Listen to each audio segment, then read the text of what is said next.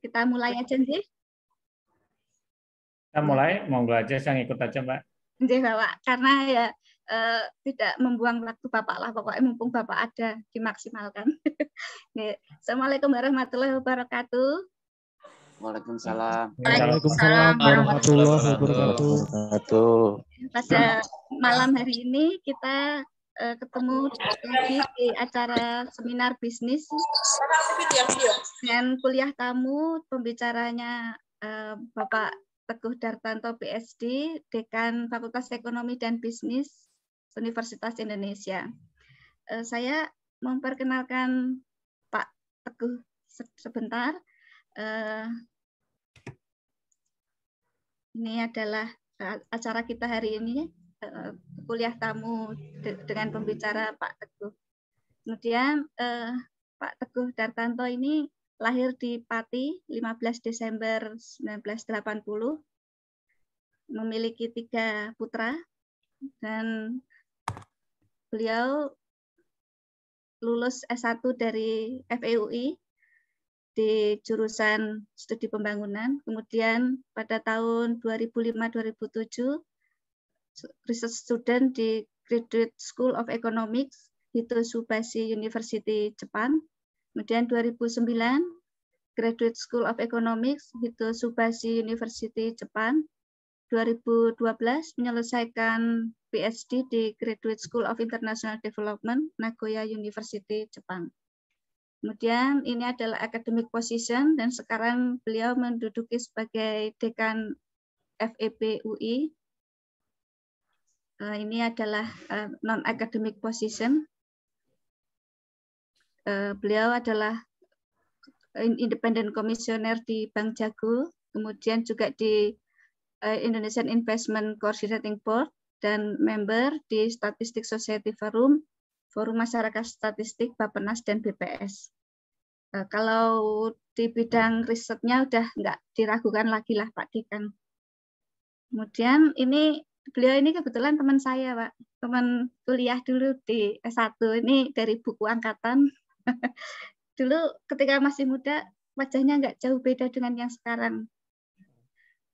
Asal dari Pati, dulu kan kalau di FEUI, ya Pak, dari banyak daerah, termasuk saya dari Semarang. Itu perkenalan singkat dengan Pak Teguh, dan hari ini beliau akan membawakan presentasi dengan tema perekonomian Indonesia tahun 2022, pulih bersama, kuat dan inklusif. Ini kurang jelas. Monggo Pak, saya persilahkan waktu dan tempat. Oke, terima kasih. Selamat malam. Assalamualaikum warahmatullahi wabarakatuh. Salam sejahtera, Om Swastiastu, Namo Buddhaya, salam kebajikan. Terima kasih atas undangannya dari Mbak Ana hari ini untuk sharing terkait dengan isu tentang perekonomian, dan saya bukannya nggak apa-apa ya kalau yang minta temen itu udah nggak bisa berkelit gitu. Kalau yang minta yang lain-lain kadang kita masih bisa menghindar gitu kan. Kalau temen udah susah. Saya dekan dari Fakultas Ekonomi dan Bisnis Universitas Indonesia.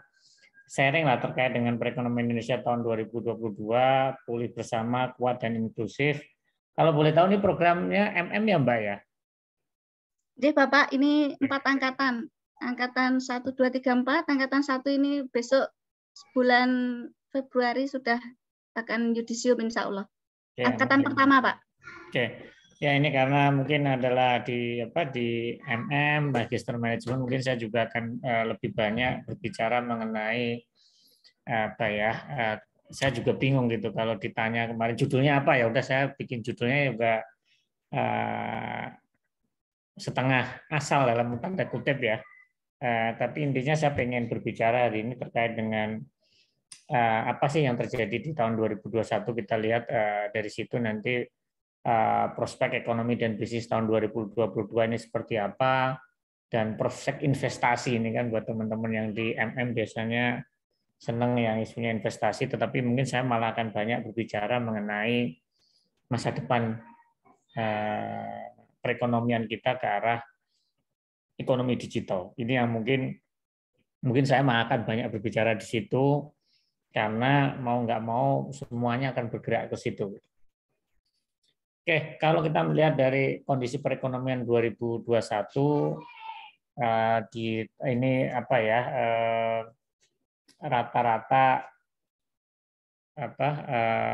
pertumbuhan di tahun 2017 sampai dengan tahun 2021 terlihat bahwa pada kondisi 2020 ketika semasa pandemi itu yang terlihat ke kiri ya. Ke kiri itu kan negatif ya. Yang sangat terasa negatif paling besar adalah transportation dan storage.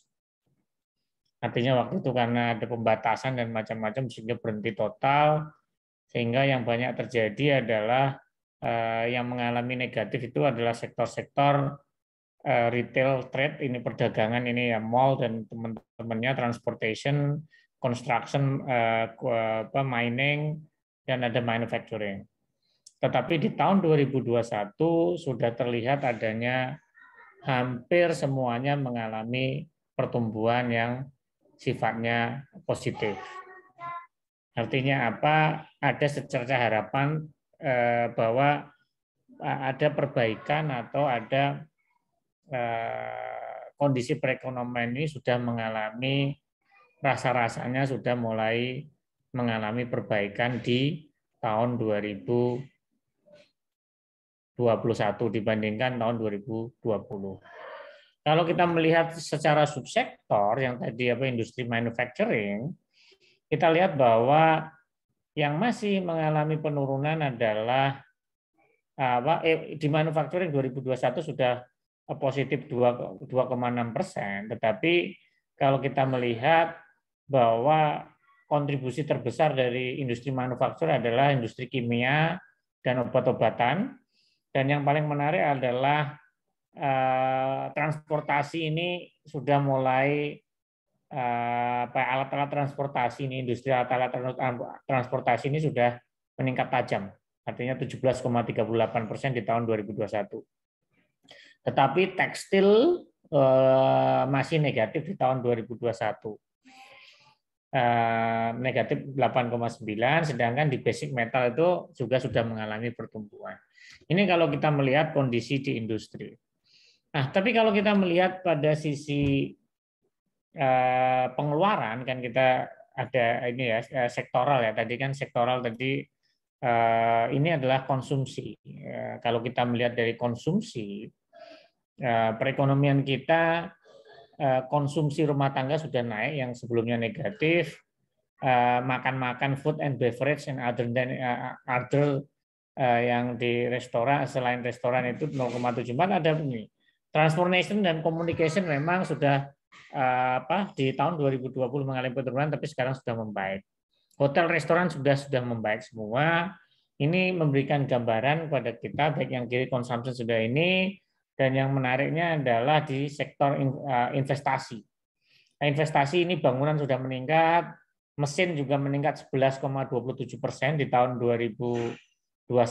Ini pertumbuhannya karena ini kan tumbuh 11,27% itu kan karena sebelumnya negatif, sehingga kalau tumbuh sedikit aja itu sudah positifnya luar biasa. Tetapi dari sini kita bisa melihat bahwa kondisi konsumsi, investasi, dan kondisi sektoral itu kondisinya di tahun 2021 membaik. Nah, bagaimana kondisi ekspor kita? Industri ekspor kita juga lumayan membaik, didominasi oleh non oil and gas. Nah, kalau kita lihat dari sisi kondisi mobilitas penduduk, ya, saya sekarang dalam riset kita ini sekarang sudah menggunakan data-data dari Google Mobility. Ini saya ambil dari BPS, bahwa pergerakan orang yang semakin meningkat itu juga menunjukkan aktivitas ekonomi nantinya. Nah, dari sini kita bisa lihat bahwa aktivitas orang itu sudah mulai mengalami peningkatan. Di mana tempat perdagangan, retail, dan rekreasi sudah mulai membaik di Oktober, November, dan Desember. Ya, udah ada harapan orang udah mau jalan-jalan, udah itu. Kalau tempat belanja sih kenaikannya luar biasa. Taman, orang main di taman juga sudah mulai naik. Tetapi tempat transit itu adalah kayak terminal atau halte itu masih kondisinya hampir mirip dengan tempat kerja. Kalau tempat kerja ini masih negatif dibandingkan dengan sebelum pandemi. Tetapi negatifnya semakin kecil tempat kerja. Artinya apa? Mobilitas orang ini sudah mulai terasa. Walaupun di tempat kerja ini masih masih belum seperti kondisi di awal sebelum pandemi. Misalnya di bulan Juli kan hampir penurunannya kan 30% dibandingkan bulan sebelum pandemi. Tetapi dengan bulan Desember, artinya yang dulu negatifnya adalah hampir 29%, sekarang tinggal 7,78%. Artinya kan sudah mulai ada perbaikan aktivitas di dalam dunia kerja. Inilah yang menunjukkan sisi-sisi optimisme bahwa perekonomian di tahun 2002 ini kemungkinan akan ada perbaikan. Nah, bagaimana proyeksi perekonomian dan bisnis di tahun 2022? Ini yang mungkin banyak orang-orang yang pengen proyeksinya memang macam-macam. Tetapi kita bisa lihat bahwa ini berbagai sumber beda. Tetapi yang pengen saya sampaikan adalah proyeksi dari LPM FEB UI untuk tahun 2021 itu kira-kira pertumbuhan ekonominya 3,7 sampai 3,9. Ini kan masa lalu lah. Tapi di tahun 2022 ekonomi growth-nya ya sekitar 5,1 sampai dengan 5,4%. Ini yang proyeksi dari LPM FEB UI. Bagaimana proyeksi dari Dana Riset Institute, Dana Reksa Sekuritas bahwa ekonomi growth-nya itu ya sekitar 4 sampai 4,8, inflation rate-nya itu 2,1 sampai 3,1, nilai tukar ya 14 ribuan sampai 14.700, suku bunga BI 3,5 sampai 4. Ini adalah proyeksi-proyeksi perekonomian dari sisi makroekonomi. Nah, tapi bagaimana kalau kita bisa melihat kondisi perekonomian di level kawasan? Saya ingin berbicara di level kawasan ya. Di level kawasan ini adalah ASEAN dan Asia lah, dan ini ASEAN Plus lah. Kalau kita lihat di tahun 2020 hanya 3 negara yang menjadi Asia dan Asia Timur plus New Zealand, Amerika Serikat. Ini tapi kalau kita mau melihat ini yang contoh aja, kita mungkin Malaysia, Indonesia, Vietnam lah yang menjadi, dan Thailand. Bahwa kondisinya memang yang positif itu hanya tahun 2020 itu hanya Vietnam, Taiwan sama China. Tetapi kalau dilihat tahun 2021 ini karena Singapura ini sudah mengalami negatif tinggi sekali, maka pertumbuhannya juga tinggi. Di tahun 2021 Indonesia diramalkan ya sekitar plus 3,5%, tapi menurut saya ya itu masih on the range. Tapi dari sini kita bisa lihat bahwa di tahun 2022 proyeksinya memang beda-beda. Indonesia di kisaran 5%, Vietnam 6,8%, India memang luar biasa, naik sekitar 8%, Filipina plus 6,5%. Di sini kalau kita mau melihat kondisi di kawasan kita bahwa Indonesia relatif oke dalam sisi pertumbuhan ekonomi, bahwa udah mulai kembali normal lah kalau dilihat dari pertumbuhan ekonominya. Nah, di sini kalau kita melihat tadi kan secara gambaran besar, coba kita lihat dari sisi belanja pemerintah. Memang dari sisi belanja infrastruktur nanti akan ada sedikit penurunan ya. Infrastruktur ini turun dari anggarannya itu adalah turun sekitar 7,1%. Belanja infrastruktur pemerintah, belanja social protection juga mengalami penurunan. Social protection ini bantuan sosial dan kawan-kawannya. Belanja pendidikan juga nggak jauh berbeda. Belanja kesehatan karena diharapkan tahun 2022 ini kondisi COVID sudah mulai menurun, maka anggarannya juga mulai mengecil. Nah, kalau kita lihat dari sisi apa ya, CAPEX ya. CAPEX ini apa? Capital Expenditure. Bahwa terlihat bahwa mulai terjadi ekspansi bahwa misalnya di otomotif di tahun 2020 memang turun drastis, tapi 2021 membaik, 2022 juga membaik. Ini adalah bahwa sektoral CAPEX yang capital expenditure, industri semen mungkin kita nggak banyak ya, karena semen kita sebenarnya kapasitasnya masih belum fully utilized, rokok mungkin akan menurun, construction mulai tahun 2021-2022 akan membaik. Dari sini memang kita bisa lihat bahwa sektor-sektor petrokimia, sektor-sektor retail itu akan membaik di tahun 2022 karena investasinya mulai membesar gitu. Media juga sama. Nah, kalau dari capital expenditure secara tren memang terlihat bahwa di tahun 2022 ini ya naik dikit lah. Tapi baru pulih lagi itu di tahun 2023. Nah, kalau kita lihat dari realisasi investasi ini dari BKPM not bad, bahwa targetnya adalah di tahun 2002 itu adalah 1.200 triliun, tahun ini sekitar 900 atau hampir mendekati 1.000 triliun.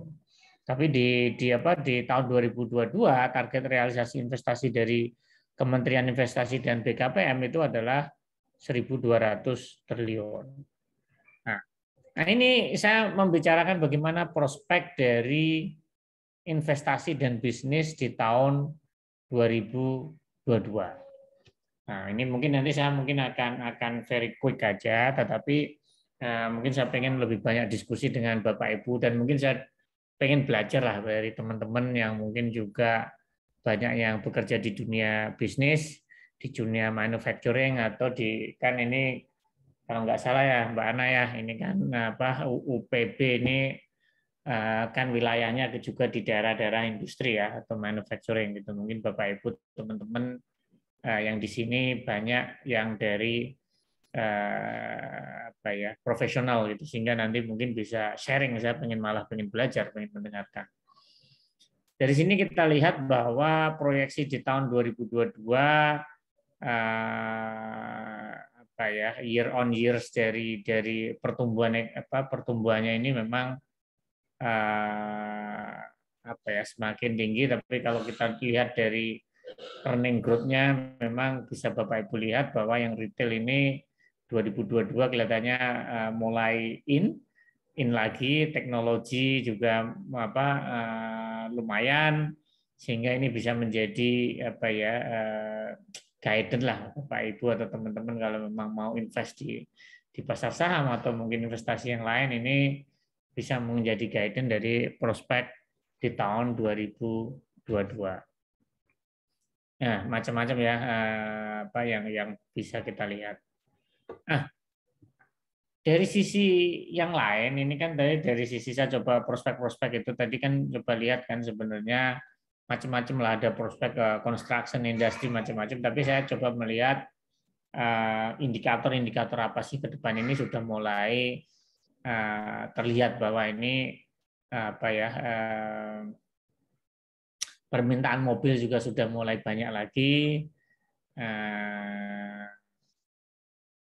Ini dari 1.000 unit ya, artinya memang penjualan dari mobil ini sudah mengalami peningkatan dari sisi jualan mobilnya dari Gaikindo, bahwa ini menunjukkan coba dibandingkan Maret dan Mei tahun 2020 orang nggak ada yang beli mobil sama sekali kan. Tapi sekarang sudah mulai mau beli mobil, sehingga ini menunjukkan bahwa geliat orang untuk berpergian, geliat orang untuk melakukan mobilitas ini semakin naik. Nah, kalau jualan motor juga sama. Motor ini juga mengalami walaupun belum stabil sebelum krisis pandemi atau pandemi, tetapi ini terlihat bahwa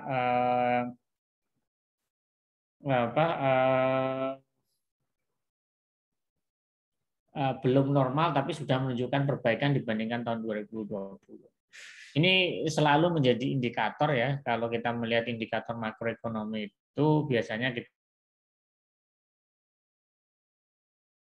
lihat jualan main sama jualan mobil, itu apa ya, keinginan orang untuk berinvestasi. Nah ini kalau dari semen terlihat bahwa demand kita sudah mulai ada perbaikan di tahun 2021, walaupun mungkin masih lebih rendah dibandingkan 2019, tetapi sebenarnya kapasitas produksi dari industri semen kita itu masih ada utilize, artinya apa, kapasitasnya itu baru terpakai nggak nyampe 60% itu di tahun 2023.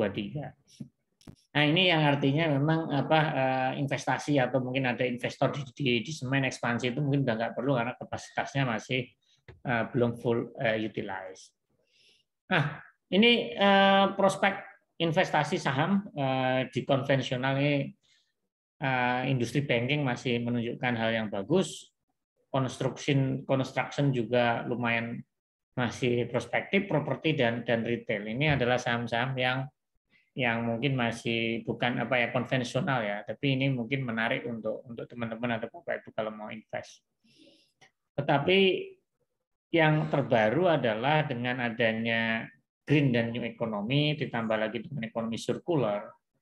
Ini apa ya, sektor-sektor yang di new economy ini apa ya, usaha-usaha yang di new economy ini mungkin sangat layak untuk di apa ya, kalau punya duit investasikan, yaitu masuk di digital banking, TMT, telco, media dan teknologi, data center sama logistik. Ini adalah area-area yang bisa menurut saya ke depan kalau mau investasi atau apapun di sini ya.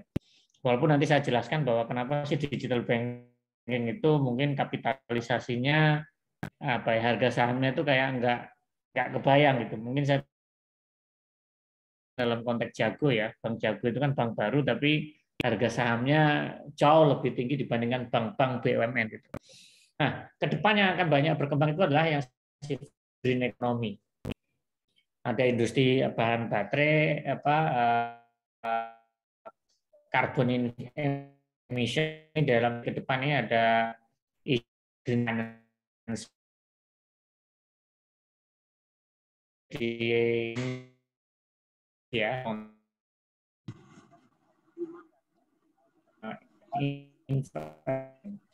juga kita sebut namanya plant culture smart farming. Kalau misalnya mau invest, agriculture-nya kita sudah berubah ke arah yang disebut smart farming atau precision farming atau pertanian yang presisi.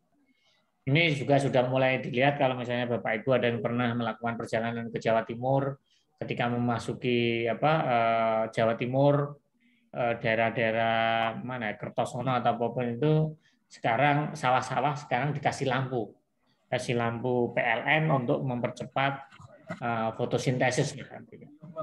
Ini ke depan yang new economy yang akan menjadi apa ya, area-area yang sangat menarik kalau Bapak Ibu atau teman-teman mau melakukan investasi. Dan yang berikutnya adalah ekonomi sirkular. Ini akan menjadi wave karena kita akan ada G20, maka ini akan menjadi apa ya, ke depan ada apa, ekonomi sirkular ini akan menjadi in. Anak-anak muda sekarang lebih ke arah ini, isunya adalah sharing ekonomi ya. Orang-orang ini sekarang dulu kalau kita bisa mengenal 3R kan, reduce, reuse dan recycle. Tapi sekarang circular ekonomi ini konsepnya bahwa bukan linear ya. Artinya buat konsumsi buang gitu. Enggak, sekarang artinya adalah dibuat atau diekstraksi dari bahan, dibuat, dipakai dan di recycle. Nah, industri ini sekarang sudah menjadi in, dan anak-anak muda sekarang mulai ada gaya hidup baru ya mengenai circular economy gitu. Mereka nggak mau menggunakan resources yang terlalu banyak. Terus ada isu-isu mengenai sharing ekonomi. Misalnya orang suka apa ya, beli pre-love lah atau mungkin second hand ya. Ya dulu saya juga biasa aja sih membeli second hand waktu kuliah di Jepang gitu. Ya mungkin bukan karena memang pengen mendorong ekonomi sirkular ya, tapi lebih ke arah memang ya mahasiswa beasiswa pas-pasan ya kere juga gitu. Tapi ini akan ke depan di Indonesia ini di negara maju sudah umum ya, kita beli barang second itu biasa aja. Kalau di kita kan masih belum lah, apalagi yang punya duit. Nah ini akan menjadi tren.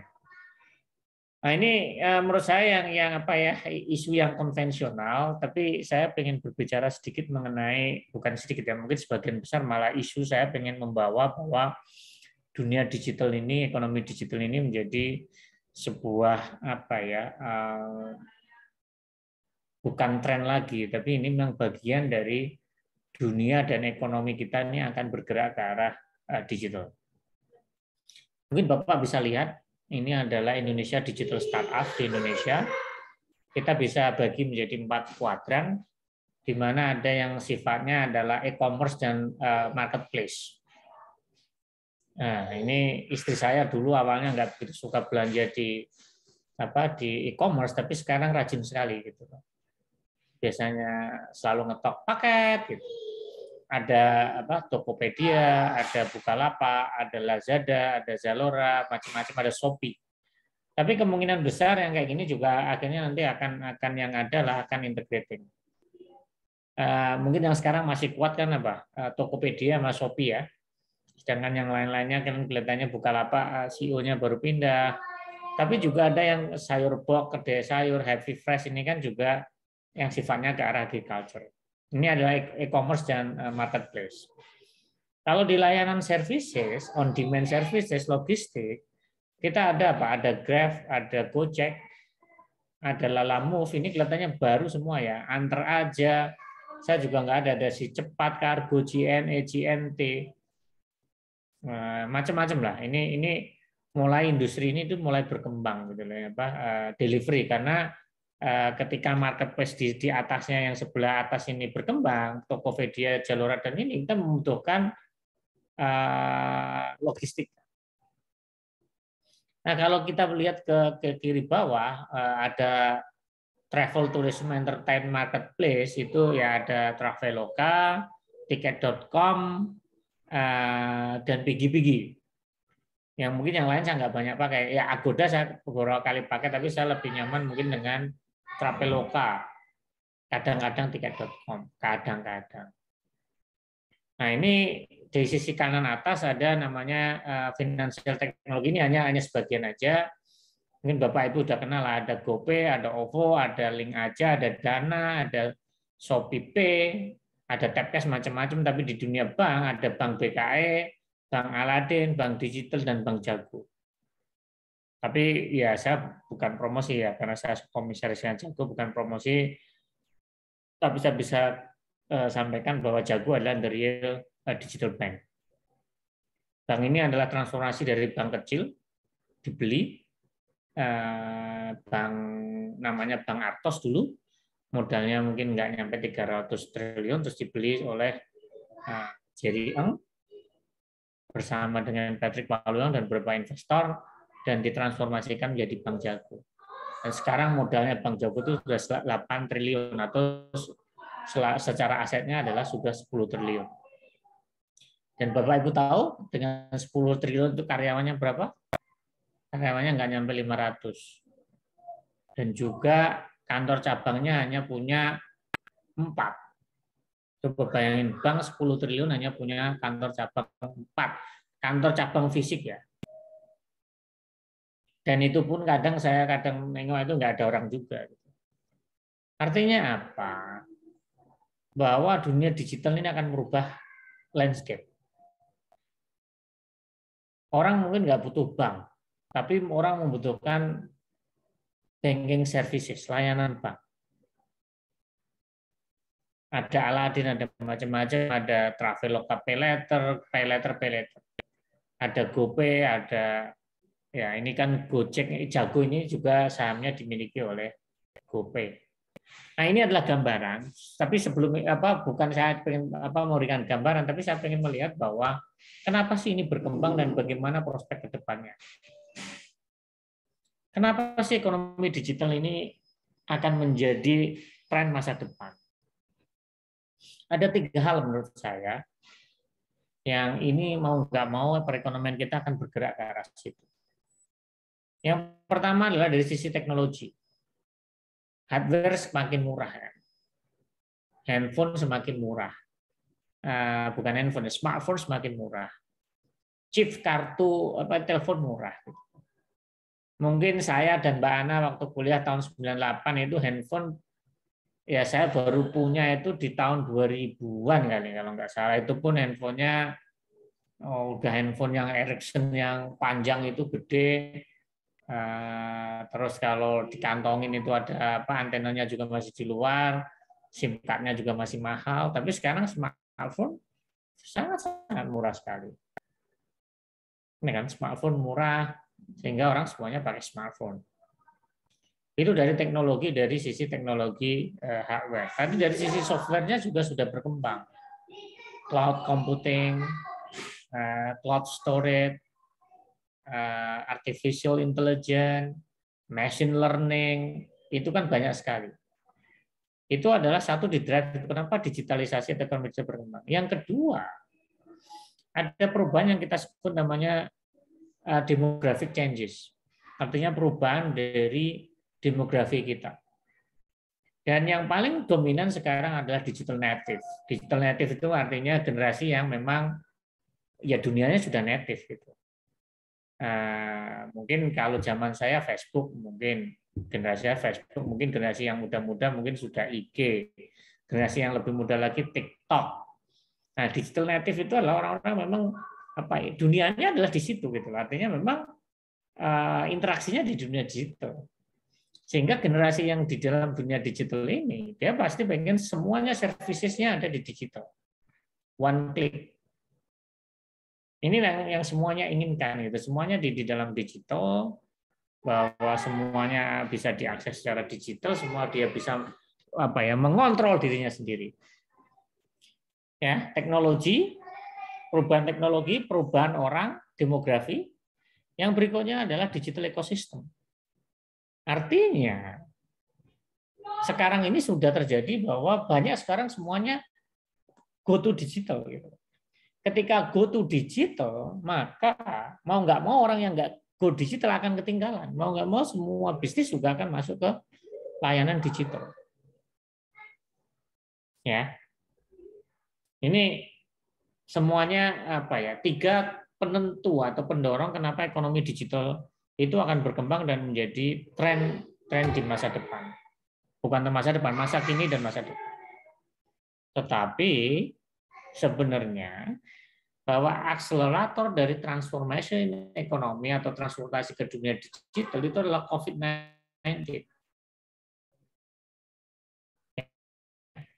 COVID-19 itu adalah perubah atau main disruptor menurut saya, bukan industrial revolution.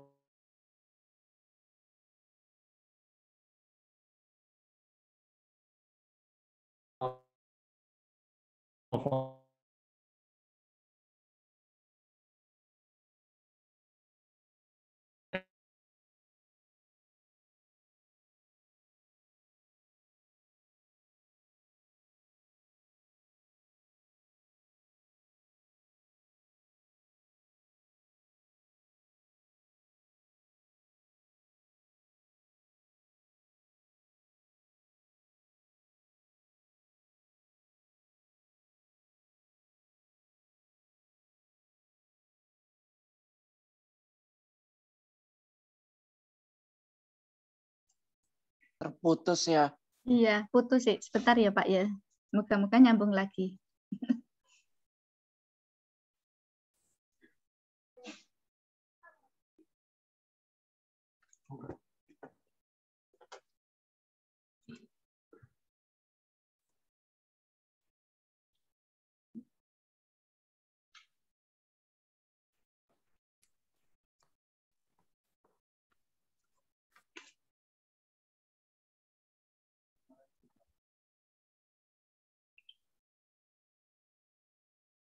Maaf Mbak Ana ya, tadi sampai mana Mbak?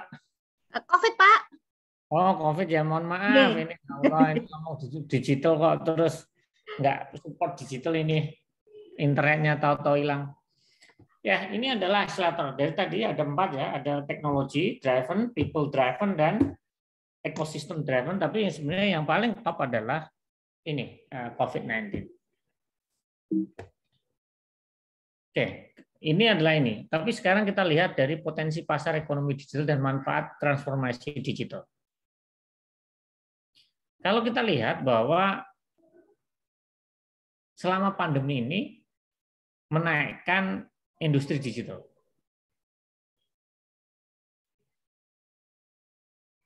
Nah, sekarang semuanya bergerak konsumennya ke arah digital. Ini adalah data yang menunjukkan bahwa selama adanya pandemi itu ada tambahan konsumen digitalnya seperti apa. Artinya 1 dari 3 dari konsumen digital, seluruh konsumen digital adalah orang baru yang karena adanya COVID. Artinya ini, karena adanya COVID mau nggak mau, Bapak Ibu itu dipaksa untuk menggunakan misalnya GoPay, menggunakan Gojek. Yang sebelumnya anti seperti itu, terus sekarang dengan adanya pandemi lebih pengen menggunakan itu. Di sini kita lihat bahwa 4 dari 10 atau 2 dari 5 orang Vietnam itu perilakunya berubah. Karena adanya COVID, makanya dia go to digital. Di Indonesia 37%. Artinya apa? Memang konsumen-konsumen kita itu sudah bergerak ke digital. Mau nggak mau, kalau Anda punya usaha atau apapun, mau nggak mau harus listing di marketplace. Atau listing di GoFood atau dimanapun. Karena apa? Pelanggan udah berubah. Semuanya kan ini jadi kaum rebahan kan kemarin lah, sekarang kita enggak. Kaum rebahan ini ya gimana lagi? Sebenarnya enggak pengen rebahan, tapi kondisilah yang memaksa kita harus rebahan.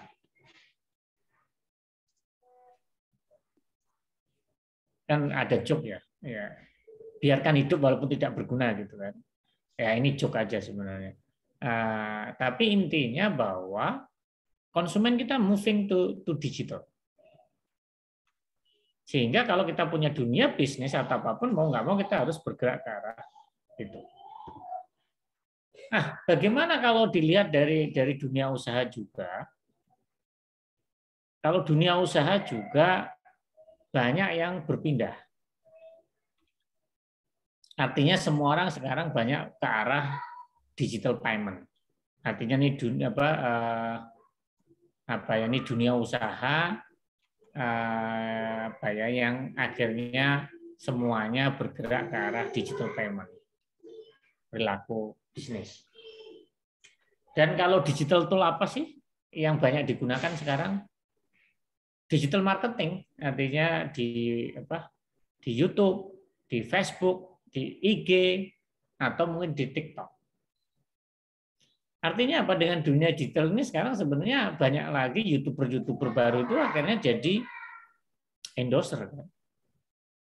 Ya mungkin saya nggak begitu suka makan, tapi suka lihat misalnya naik Carlos. Gitu. Saya juga cuma mengamati aja, misalnya dalam sehari 2 hari udah bisa punya view misalnya 500 juta. Gitu. This is very great. Nah, artinya ke depan karena selebgram ini akan menjadi endorser kan, sehingga bisa digunakan untuk digital marketing. Nah, kalau kita lihat ini adalah values dari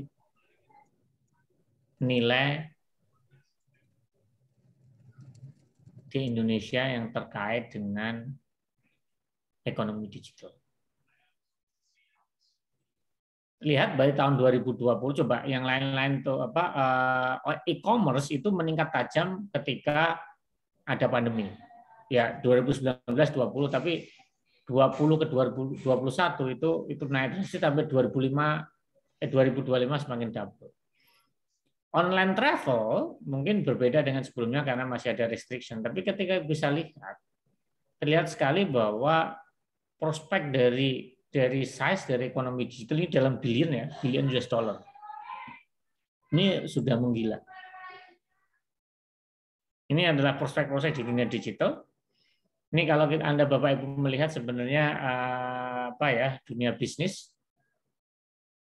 dunia bisnis kita itu kalau yang besar, bisnis besar di Indonesia itu hanya ada 5.000. Bisnis besarnya yang rata-rata penjualan tahunnya di atas 50 miliar. Kalau yang medium 2,5 sampai 50. Tapi sebenarnya sebagian besar dari dunia usaha kita adalah small and micro, atau sebagian besar kita bisa ngomong mikro. 60 juta dunia usaha mikro kita itu bisnisnya ya antara sampai 300 juta aja. Intinya apa? Ini Bapak Ibu ini menjadi sebuah market besar ya, market besar terkait dengan dunia usaha apa sih kira-kira kalau Anda punya bisnis apa sih? Bagaimana misalnya melayani atau usaha services atau consulting gitu loh. Anda bisa main di mikro dengan mungkin ya konsultan yang kecil-kecilan atau apa, atau memberikan advice atau apapun, bisa main di mikro sama ini. Ini adalah market yang sangat besar. Nah, ke depan ini kenapa tadi kan saya bercerita mengenai apa sih driver dari transformasi digital, terus saya bercerita mengenai market size-nya seperti apa, saya juga bercerita mengenai potensinya seperti apa dunia digital. Tapi sebenarnya mau nggak mau kita juga, kalau Bapak Ibu ini saya campur-campur ya, Anda nanti apakah sebagai pengusaha atau sebagai marketer atau apa, ini saya campur-campur. Tapi kalau misalnya Bapak Ibu kita lihat manfaat dari transformasi digital ini bagi dunia usaha itu apa sih? Nah, ini dari survei-survei ini terlihat bahwa produktivitasnya itu naik hampir 39% dengan adanya digitalisasi. Ya iyalah, misalnya nanti dari pekerjaan yang sebelumnya dikerjakan oleh 2 orang sekarang dikerjakan oleh misalnya pekerjaan dikerjakan oleh 3 orang sekarang dengan adanya digitalisasi ini dikerjakan hanya misalnya 2 orang. Reducing operating cost sampai 20%, improve customer experience 24/7. Facilitate internal process integration, open new market possibility, dan strengthen and enhance your brand. Ini branding. Ini adalah sebenarnya transformasi dari dunia digital itu sangat-sangat diperlukan. Nah, ini mungkin menarik ya kalau kita bicara tentang startup bisnis. Ini yang mungkin menjungkir balikkan bagaimana Bapak Ibu ilmu yang Bapak Ibu dapat di bangku kuliah mungkin berantakan kalau Anda gunakan untuk memvaluasi dari startup bisnis. Ini saya campur-campur ya, mohon maaf mungkin topiknya dengan judul agak-agak sedikit melenceng, tapi mungkin karena saya mencoba menyesuaikan dengan audiens, isu-isu ini mungkin penting. Startup bisnis. Nih,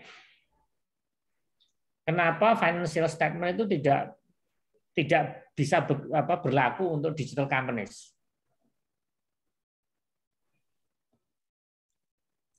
Karena apa? Sebenarnya startup company itu kan sebenarnya berbeda. Karena accounting financial akuntansi keuangan kita itu cannot capture the principal value creator for digital companies. Gimana misalnya sebuah perusahaan masih merugi, sahamnya menggila? Frankly speaking, Bank Jago itu baru untung sekarang. Itu pun sangat kecil sekali, dari duitnya hampir 8T, untungnya paling nggak nyampe 50 miliar. Is very very small. Tapi kenapa value dari sahamnya Bank Jago sudah menggila sampai 15.700 atau berapa? Karena apa? Digital startup digital itu memang beda gitu. Karena dia memiliki yang ya mungkin kalau di ekonomi ada kita increasing return to skill gitu, ada hal-hal yang nggak kelihatan gitu. Mungkin ini saya jelaskan. Digital companies itu asetnya itu yaitu tadi intangible asset. Gojek itu apa sih sebenarnya? Kalau kita mau bicara Gojek, motor milik siapa? Milik yang Driver. Terus yang punya restoran siapa? Driver. Yang punya warung orang. Tapi kenapa value dari Gojek itu mahal banget, padahal dia nggak punya apa-apa? Karena asetnya dari Gojek adalah ide itu. Ide itulah yang membuat Gojek itu mahal. Ya, ini yang mungkin kita lihat. Ya, aset dari Gojek itu kenapa? Ya, satu, asetnya adalah intangible. Ya, Gojek itu sendiri ide. Yang kedua adalah network yang sudah dibangun oleh Gojek. Jaringan antara konsumen sama driver, jaringan antara konsumen sama warung atau ya partner gitu. Asetnya nggak ada kalau dihitung. Gojek tuh punya aset apa? Nggak ada. Sehingga kalau misalnya nggak punya aset gimana akuntansi keuangan yang menghitungnya? Yaitu tadi value asetnya itu nggak ada intangible aset. Value dari Gojek itu dihitung dari pertumbuhan nilainya itu adalah dari network yang ada di situ, network yang terbentuk gitu. Ini kan driver Gojek itu udah berapa juta. Merchant dari food merchant itu di Gojek udah berapa, hampir 1 juta lebih. Itu kan sebuah network dan data yang luar biasa. Target dari digital company itu memang pengen jadi market leader. Dia pengen menguasai. Kalau semuanya dia sudah menguasai, maka semuanya akan tergantung. Semuanya akan tergantung dengan Gojek. Semuanya akan tergantung dengan GoPay. Nah, setelah itu baru dimainkan. Winner take all profit structure. Oke. Nih, ya bedanya services dengan digital atau bisnis digital itu. Services atau layanan misalnya service turis atau jasa layanan travel agent gitu kan.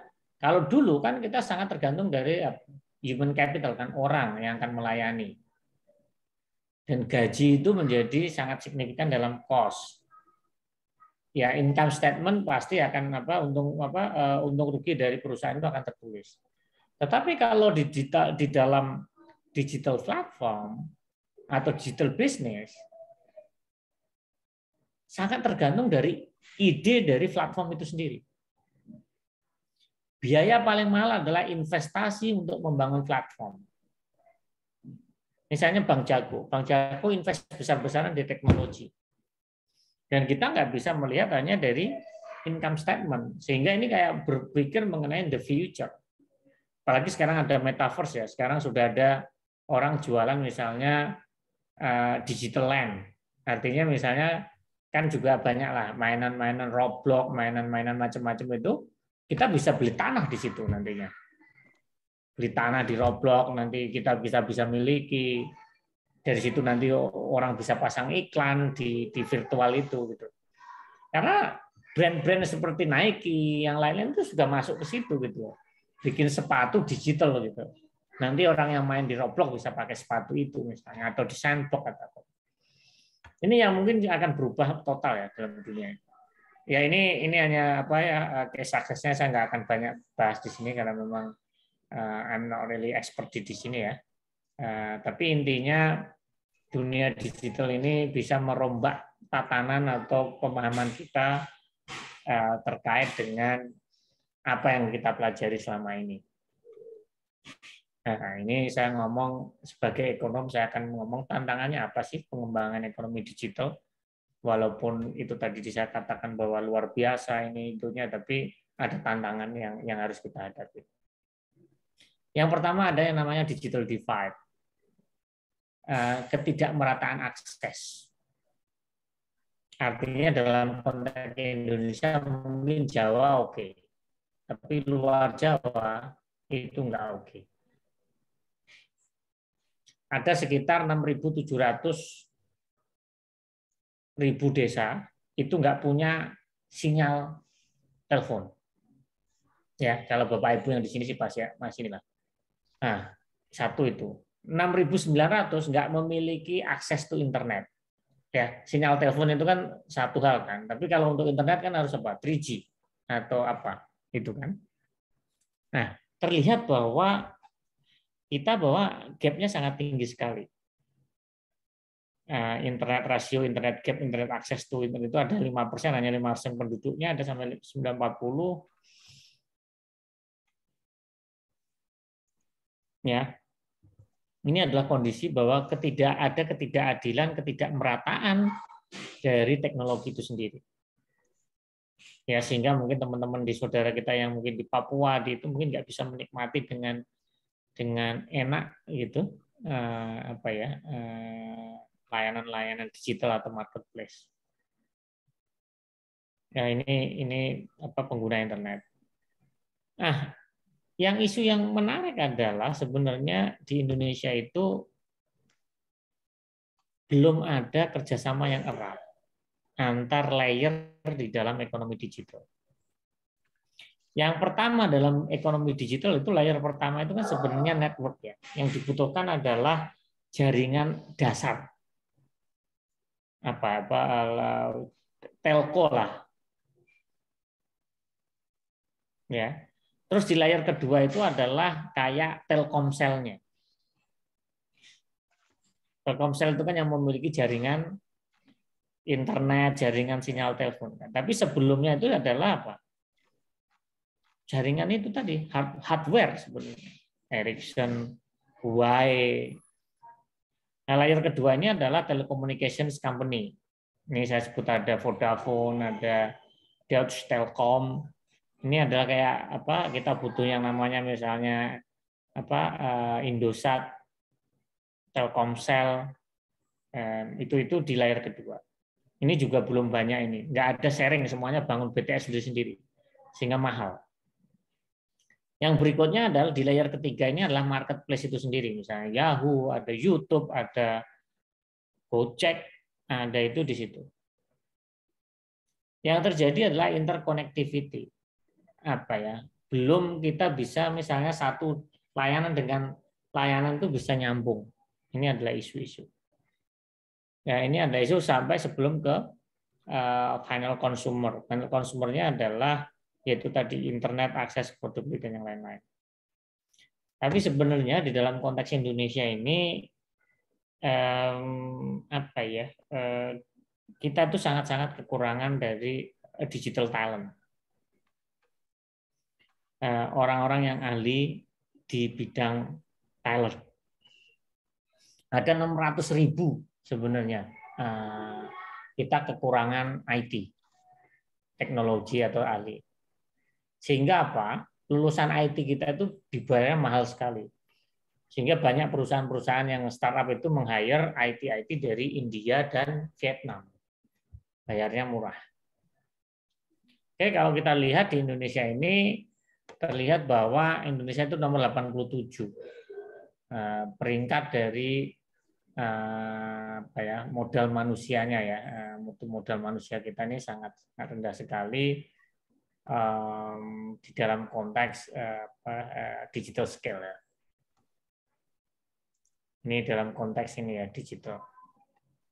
Oke, yang berikutnya adalah kita ini kadang masih bingung ya mendefinisikan takut dan yang lain-lain mengenai isu-isu mengenai digital literacy.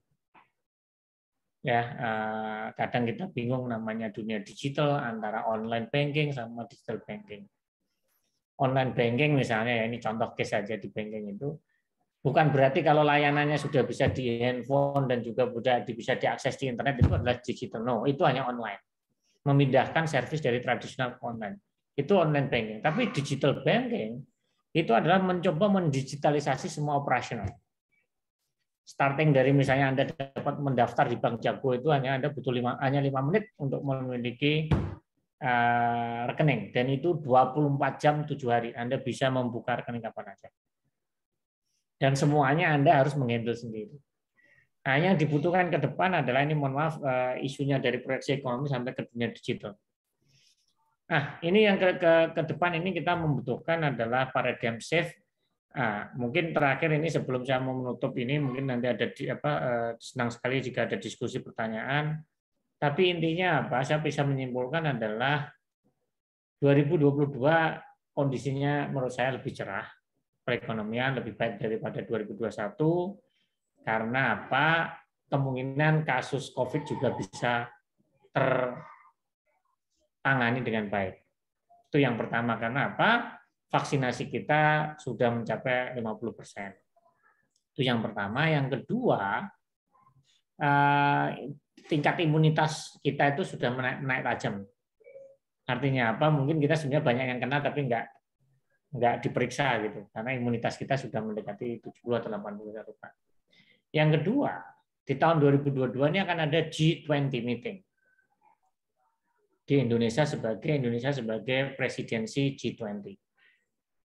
Oleh karena itu, saya yakin bahwa pemerintah akan benar-benar berusaha sekuat tenaga untuk mengendalikan COVID, agar perhelatan G20 bulan Oktober atau November itu sukses. Sehingga apa? Dengan itu artinya COVID terkendali, masyarakat bisa lebih terleluasa, bisa ini itu, sehingga perekonomian saya rasa lebih baik. Dan pesan berikutnya adalah dunia digital adalah masa depan. Kita tidak bisa melawan zaman. Makanya mau nggak mau kalau punya bisnis atau apapun have to be go digital. Mungkin ada bisnis-bisnis klasik itu masih jalan, tapi we have to adaptasi lah dengan perubahan. Mungkin itu yang bisa saya sampaikan. Mohon maaf, mungkin saya udah agak sedikit teler karena dari pagi maraton acara di kampus. Tapi saya sangat welcome jika ada tanya jawab. Nanti tadi ada pertanyaan mengenai bahan, nanti sebentar lagi saya kirim ke Bu Ana. Terima kasih. Saya kembalikan kepada Bu Ana dan saya welcome untuk ada tanya jawab. Matur nuwun Bapak. Kalau boleh kesempatan pertama monggo Pak Rektor, beliau hadir dan pengen masih ketemu langsung. Monggo. Oke, makasih Bu Ana. Bismillahirrahmanirrahim. Assalamualaikum warahmatullahi wabarakatuh. Ya, terima kasih Pak Teguh sudah bersedia memberikan sharing pengalaman ya ilmunya untuk kami ya mahasiswa MM dan juga yang hadir di sini ya. Kebetulan saya juga alumni MMUI angkatan 2015. Yang ingin saya tanyakan ya langsung tutup poin ya, karena memang agendanya padat juga Pak Teguh ya. Semoga ini kita nanti akan diskusi. Yang ingin saya tanyakan ini berkaitan dengan disrupsi ekonomi.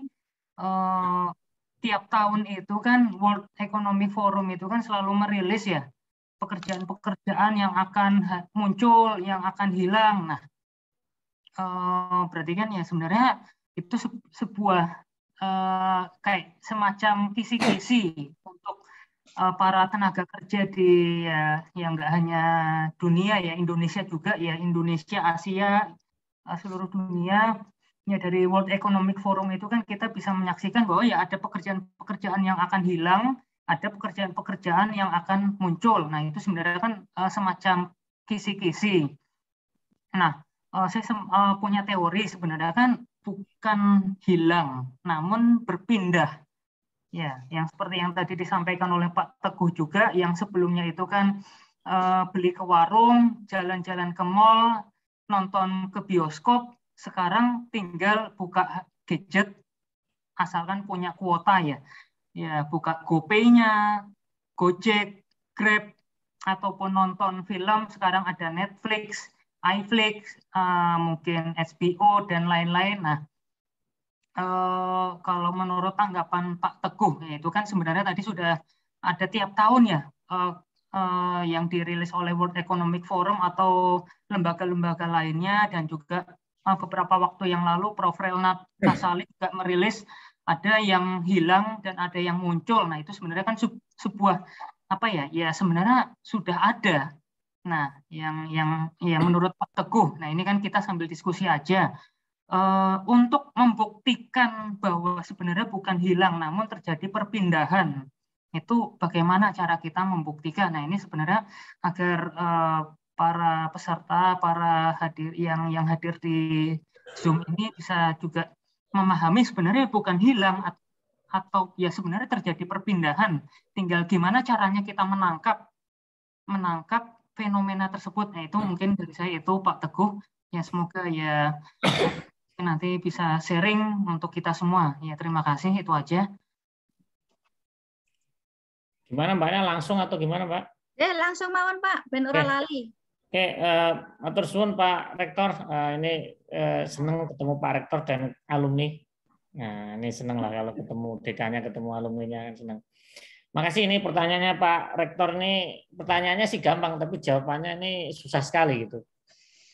Tapi intinya gini ya, bahwa ada 3 hal yang mungkin ke depan ini akan menjadi apa ya, walaupun mungkin banyak rilis atau apapun itu akan selalu muncul bahwa apa ya, disrupsi itu akan selalu ada yang hilang dan ada yang muncul gitu. Ada 3 hal yang mungkin saya selalu sampaikan di hadapan mahasiswa ya, dan kita harus membekali mahasiswa 3 hal untuk siap-siap. Pekerjaan yang belum ada saat ini, kita nggak pernah tahu pekerjaan apa sih ke depan yang akan muncul.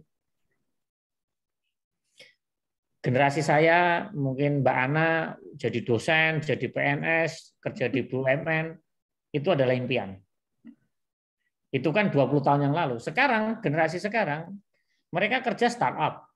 Perusahaan di startup, anak-anak muda, mahasiswa saya itu punya startup. Atau mungkin generasi anak-anak saya ngomong YouTuber, TikToker. Nah ini kan juga hal yang mungkin kita berubah kan. Artinya ini juga profesi yang sangat-sangat menjanjikan gitu. Dulu kan kalau orang mau menjadi cover girl atau cover boy zaman dulu, zaman saya mungkin harus lewat majalah apa tuh, Hai, majalah apa tuh, Gadis atau macam-macam. Tapi sekarang kan orang bisa dengan digital, mereka bisa meng-create dirinya sendiri. Saya juga nggak bisa bagaimana cara membuktikannya, Mas. Tapi memang dunia selalu berubah dan akan ada inovator-inovator terus. Yang berikutnya adalah teknologi yang belum ditemukan. Bagaimana ini kita berpikir nanti dunia ini berubah itu gimana?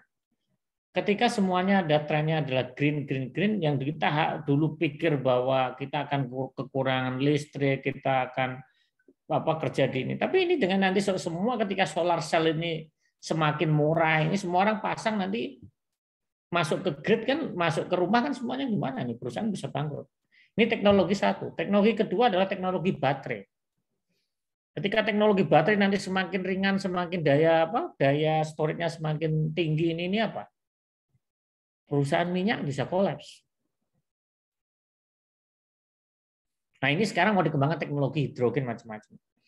Terus kita juga, saya selalu ngomong ke mahasiswa adalah kamu harus siap dengan pekerjaan yang belum ada saat ini, teknologi yang belum ditemukan, dan permasalahan yang belum teridentifikasi. Gimana kita harus, intinya apa? Kita belajar itu bagaimana menyiapkan ini. Itu mungkin pembuka. Yang kedua adalah bagaimana kita selalu berpikir, tadi ditanya oleh Pak Rektor, bagaimana membuktikan pekerjaan yang hilang dan pekerjaan hilang dan yang baru itu seperti apa. Oke, itu mungkin saya bisa jawab ini by sejarah ya. Sejarah dulu itu dengan ditemukannya misalnya mesin uap.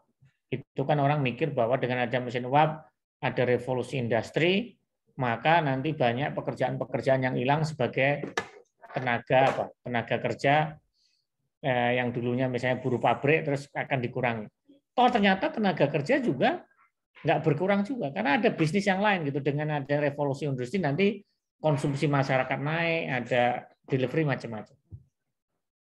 Itu satu. Mungkin salah satu contoh misalnya tentang adanya digital platform atau marketplace. Apa sih banyak pekerjaan yang hilang? Hilang enggak, mungkin bisa jadi nambah gitu. Dulu jangan-jangan nih coba dengan adanya digital macam-macam kita mikir tukang ojek pangkalan tukang ojek pangkalan hilang, tapi ojek digital nambah. Itu satu kan bisa, itu yang ini yang kita bisa bayangkan. Yang kedua, banyak sekarang yang kalau kita bisa melihat fenomena ini, orang banyak main di marketplace, dagang online, ya kan? Online itu kan sekarang banyak lah, banyak yang ini. Terus video konten, ya kan? Video konten macam-macam. Misalnya kan, kalau sekarang dulu misalnya bikin flyer, bikin itu yang dicetak, sekarang kan semua digital semua.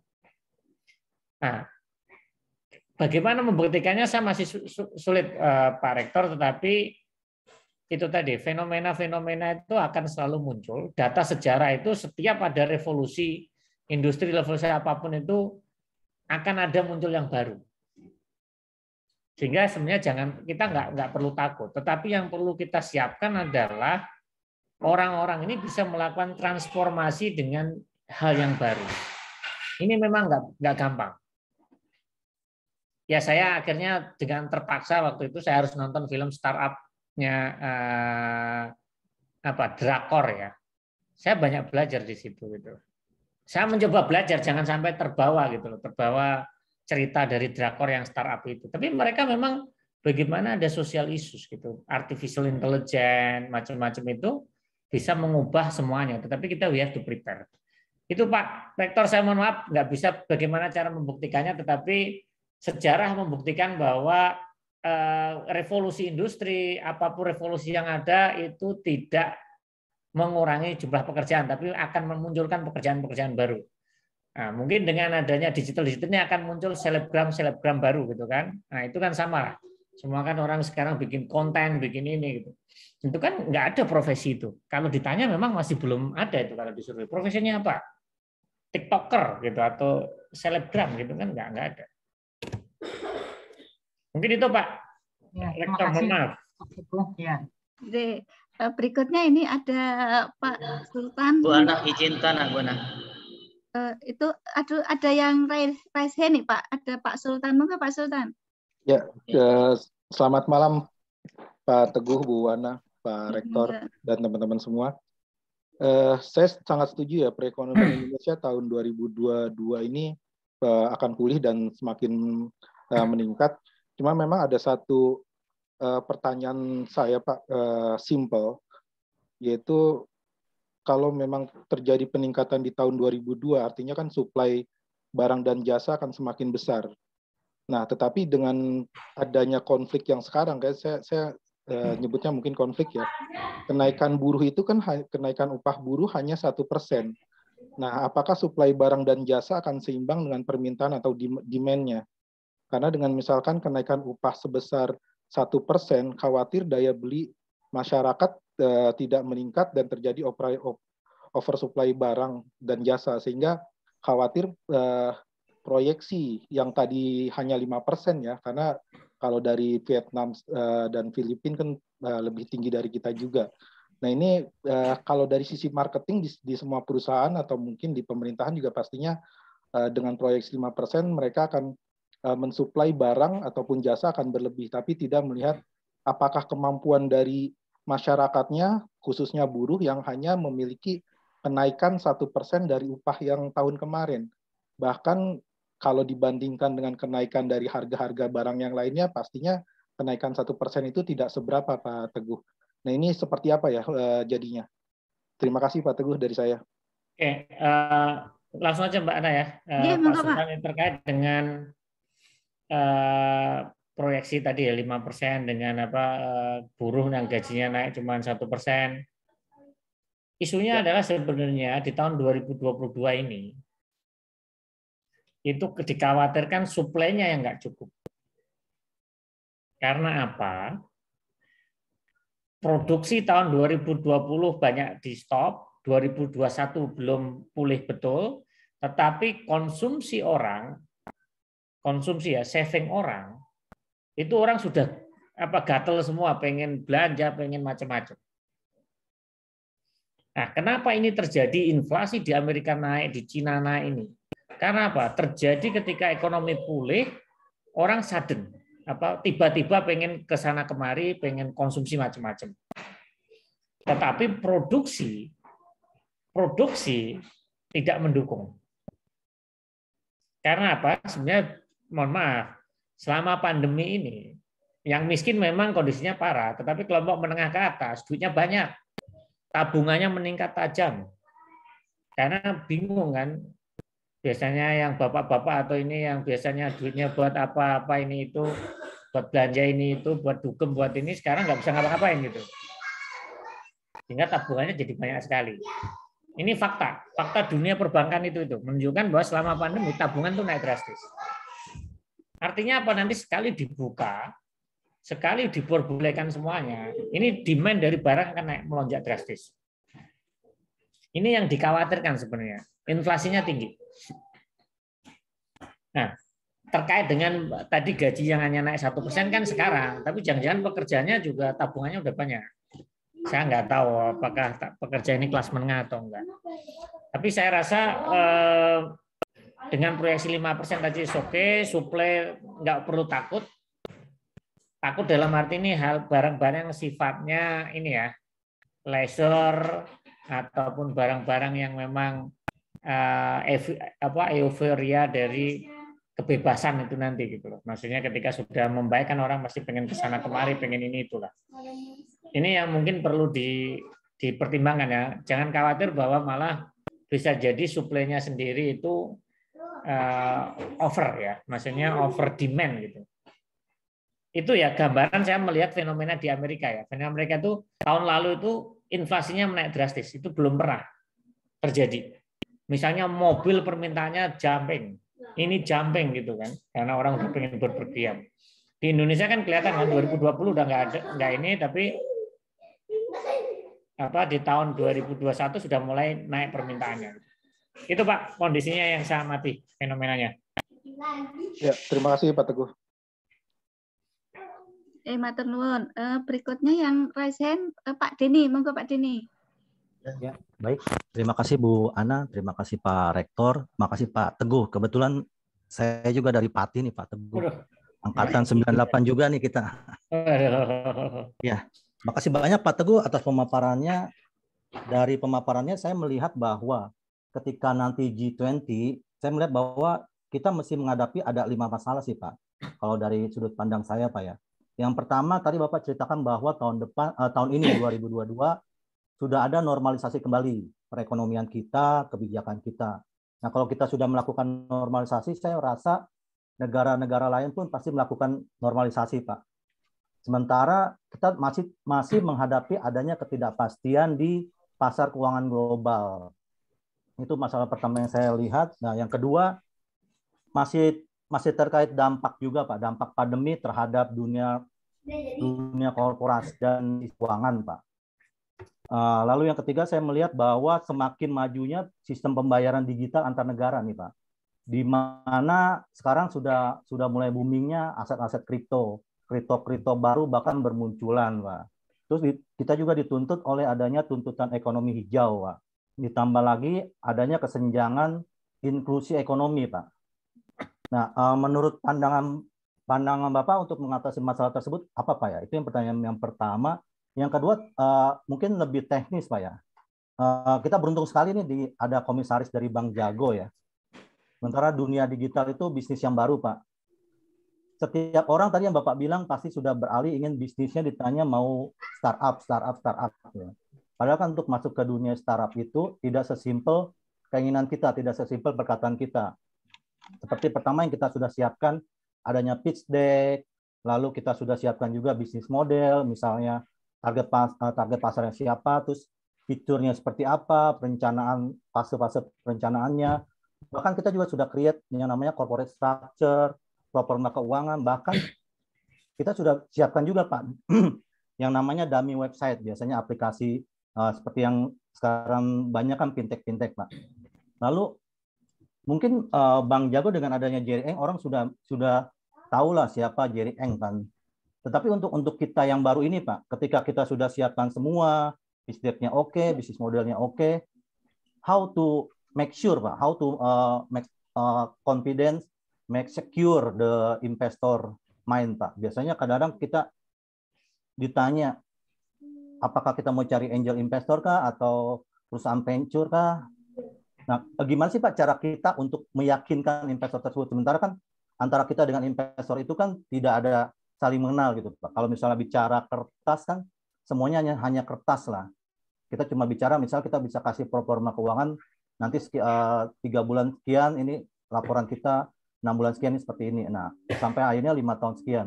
Mungkin Bapak bisa cerita pengalaman untuk di Bank Jago Pak. Awalnya kan dia sebelum go public kan pasti dia ada pendanaan seperti itu juga Pak. Gimana how to make sure, how to make secure, how to make confident the investor sih Pak. Thank you Pak. Oke, makasih Mas Denny yang dari Pati juga. Saya mungkin yang terakhir ya, mungkin saya nggak tahu, saya tuh lebih senang kalau ditanya isu digital, isu ini gitu. Bukan karena saya di Bank Jago ya. Tapi intinya gini, memang kita bukan apple to apple ya, tapi mungkin lesson yang saya pelajari lah gitu. Sebenarnya Bank Arto sebelum Jago itu adalah sudah bank go public ya, sudah bank terbuka, udah TBK, dan inilah mungkin Jago itu adalah sebenarnya agregasi dari bisnis yang sudah ada oleh Jerry. Sebelumnya dia udah bikin macam-macam, bikin Aman, bikin BFI, bikin fintech macam-macam. Di sini Jago adalah agregator. Agregator dalam arti itu ketika dikonsolidasi semua itu jadinya sebagai harus punya bank, itu adalah Jago. Tapi memang kalau kita bayangkan ketika masuk dan beli bank baru, Bank Artos itu paling sahamnya 300-an nggak nyampe. Dalam setahun udah jadi 15.000. Inilah yang mungkin beda ya.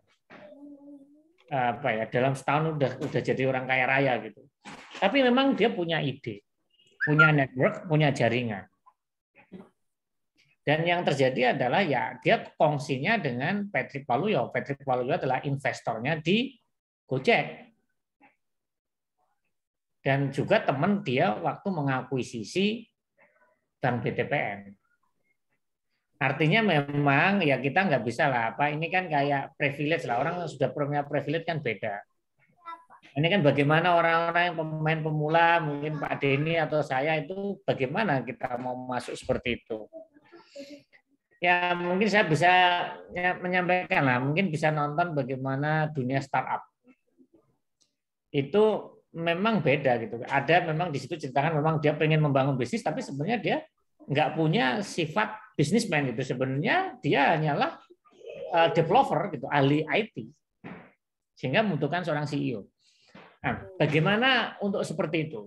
Ini mungkin saya juga nggak akan bisa menjawab ya pertanyaan Pak Denny. Kalau bisa mungkin saya juga udah kaya duluan, punya startup dulu gitu.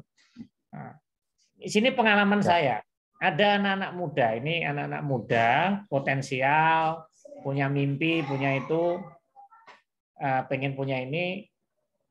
Ya saya sok-sokan jadi angel investor lah waktu itu. Tapi kan beda lah, angel investor harusnya punya ini kan. Ya saya cuma ngomong, oke, gua kasih. Tapi yang ngasih ini harusnya investasi kan berharap kembali ya. Kalau ini kan tidak kayak itu kasih ibu sepanjang masa. Nah, nggak harap kembali gitu ya. Ini ya uang melayang aja sebenarnya. Ya yang terjadi adalah sebenarnya bisnis modelnya bagus. Dia bisnis tentang pelatihan online, consulting online tentang data statistik, ekonometrik itu online bisa, dan pelatihan itu bagus idenya. Saya bikin suruh mereka jadi PT, jadi udah ini goyang ini kasih ini tempat gue cariin, udah pakai rumah saya lah ini pakai gitu.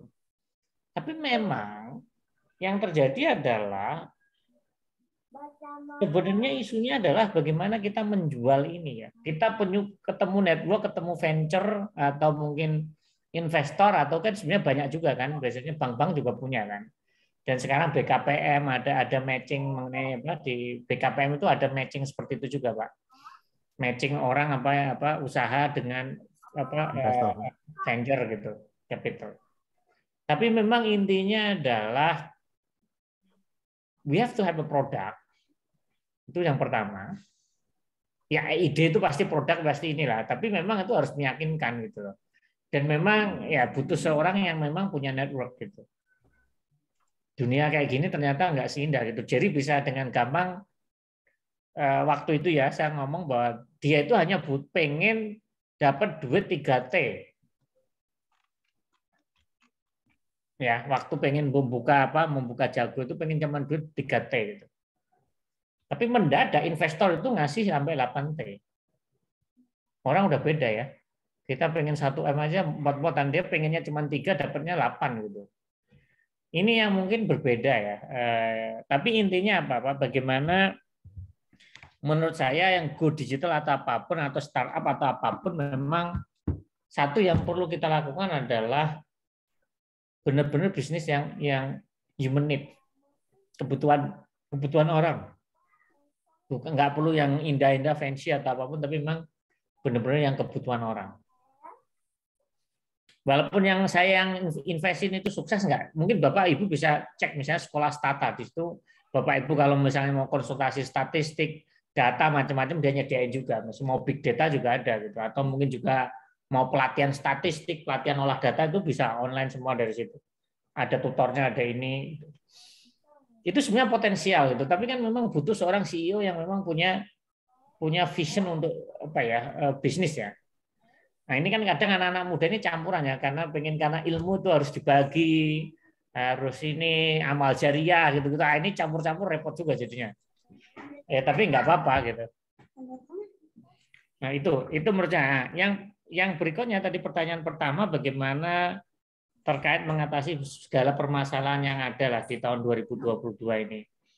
Memang kalau saya ditanya di situ mungkin sangat sulit sekali ya, bagaimana isu mengenai perekonomian di tahun 2002 dengan berbagai masalah, mengenai ketimpangan, mengenai apapun itu, saya juga nggak bisa menjawab, Pak.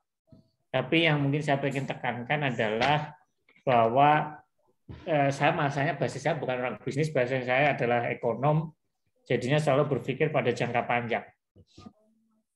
Artinya pada jangka panjang itu memang pada jangka panjang bahwa perekonomian atau apapun atau kesejahteraan masyarakat kita, mimpi misalnya menjadi middle class atau apapun, kuncinya hanya satu, Pak. Dua, Pak. Tapi sebenarnya kuncinya adalah human capital. Human capital, bagaimana kualitas pendidikan, kualitas orang itu kuncinya. Ini saya melakukan penelitian dari tahun 93, orang yang sama kita ikutin terus, Pak. Sampai 2014. Ada sekitar 5.000 sekian orang kita ikutin. Kita ikutin terus-menerus. Nah, orang yang bisa naik kelas kesejahteraannya itu memang hanya yang memang berpendidikan. Itu kita lihat ya, data mikro itu dari tahun 93 orang sama kita ikutin terus dari 13.000 dari 13 provinsi di Indonesia ada sekitar 7.000-an orang diikutin terus-menerus. Itu. Nah, ke depan itulah yang bisa membuat kita akan lebih baik. Artinya human capital yang pertama, yang kedua adalah ekosistem atau ekosistem dari sistem inovasi kita ini benar-benar didorong dan diapresiasi dan disupport. Banyak inovasi-inovasi yang mati nggak ini karena kurang, tadi seperti sampaikan Pak Denny tadi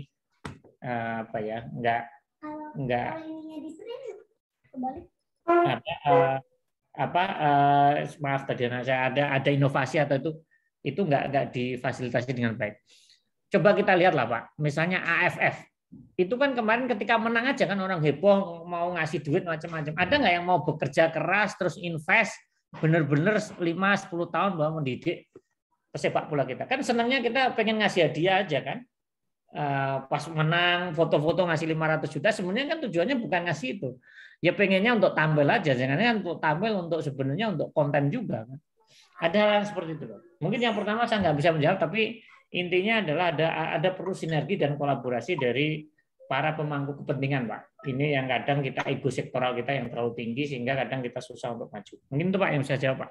Ya, makasih Pak. Pertanyaan yang kedua mungkin terkait karena memang saya kemarin sedang buat satu startup, Pak. Ada fintech juga, terus kita juga ada tentang hukum juga, Pak. Kebetulan saya juga kan background hukum, Pak. Jadi di dunia kita kan sudah tahu bahwa adanya orang-orang yang sudah bikin kayak Halodoc. Nah, kita mau coba bikin yang model law. Mungkin ada konsultasi untuk hukum. Sementara kan kalau pajak kita memang sudah terikat oleh kode etik, tidak boleh berpasang iklan, Pak. Itu kelemahan kita kalau misalnya kita bikin ini seolah-olah kita memasangkan iklan, memasarkan diri sendiri di website. Nah, untuk fintech-nya sendiri sekarang kita sedang jalan, Pak, sedang beberapa cari angel investor. Mungkin kalau saya butuh secara pribadi boleh ya, Pak, untuk komunikasi secara langsung, ya, Pak. silakan aja. Terima kasih, Pak. Silakan. Itu aja, silakan, Pak. Terima kasih, Pak. Bapak, ada Pak Eko. Monggo Pak Eko. Ya. Terima kasih, Mana. Terima kasih, Pak Teguh. Mohon izin bertanya nih, Pak. Bapak kan ahlinya makro nih, jadi saya tertarik tentang revolusi itu, Pak. Revolusi industri intinya. Revolusi industri hari ini kita di revolusi yang keempat. Sementara revolusi 1, 2, 3 telah berlalu. 1 dimulai dengan lahirnya mesin uap, yang kedua adanya listrik, yang ketiga adanya mesin, itu semua berkait kalau menurut pengamat saya. Lalu sekarang yang keempat ini tentang otomatisasi atau lebih ke arah internet dan semua tentang digital lah gitu. Pak mau tanya sedikit.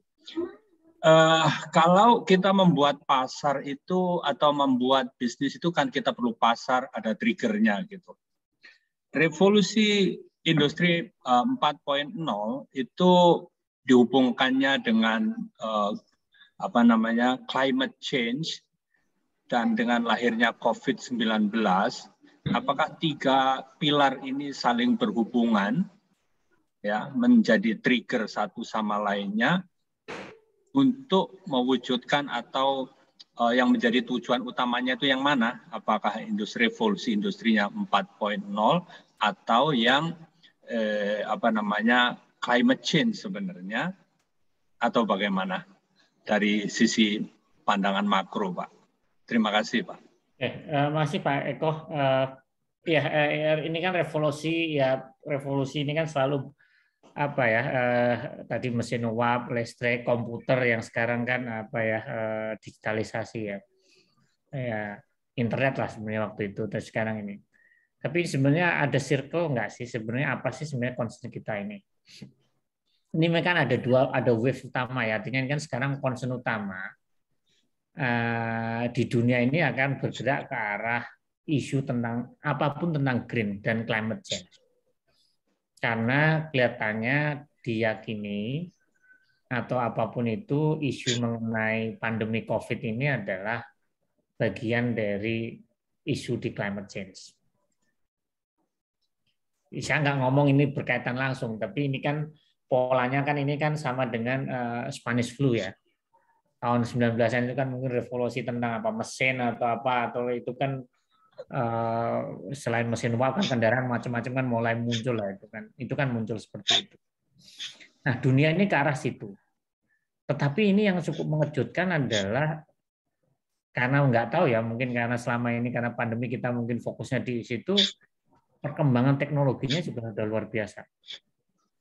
Industrial revolusinya sudah 3D printing ini kan udah ya saya 15 tahun yang lalu ketika di Jepang itu saya sekolah di Jepang 15 tahun lalu atau ya itu kalau nonton TV itu dia ada prototype tentang 3D printing gitu. Kita kan mikir kan, ini mau apa ya gitu loh. Ini mau apa ya? Ternyata 15 atau 10 tahun itu jadi sekarang suatu hal yang bukan mahal lagi gitu, dan produksi itu nanti bisa sebenarnya udah orang bisa memproduksi sendiri atau ini. Artinya apa? Memang dunia ini kayak kembali lagi isunya adalah ke isu climate change. Orang kembali lagi ke sekarang itu malah orang kembali ke basics. Needs. Ya sandang pangan ya, kesehatan itu gitu-gitu aja. Nah, apakah itu nanti drivernya apa? Tujuannya lebih ke arah itu. Tujuannya lebih ke arah isu tentang climate, bagaimana kita tackling tentang climate. Sekarang semuanya di dunia itu ngomong tentang green financing, pokoknya green semua gitu. Terus ada isu sirkular macam-macam. Dan bagaimana sekarang Industrial Revolution itu mencoba mendukung itu.